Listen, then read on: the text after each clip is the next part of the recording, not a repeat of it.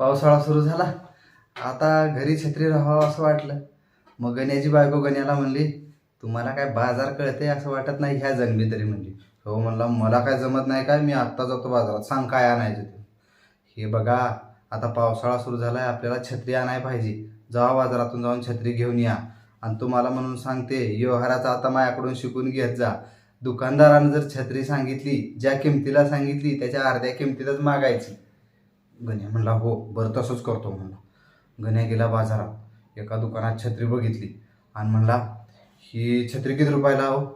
तो दुकानदार म्हणला, तुम्हाला पाहिजे काय? हो पाहिजे, घेऊन जायचं आहे. तो म्हणला 200ला दिली. म्हणला 200ला? आता गण्याला बायकोचं आठवलं, जेवढी किंमत सांगितली दुकानदारानं त्याच्या अर्ध्या किमतीत मागायची.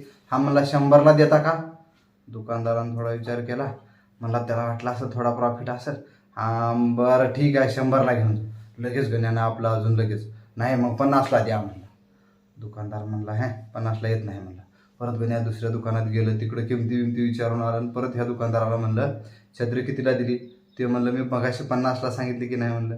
हा मग एक काम करा, आता तुम्ही 25ला द्या असं गण्यानं म्हटलं.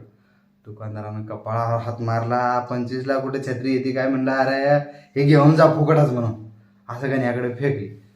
तेव्हा गण्या बी त्याला म्हणला, फुकट देताय ना, फुकट देताय तर अजून एक छत्री द्या म्हणला.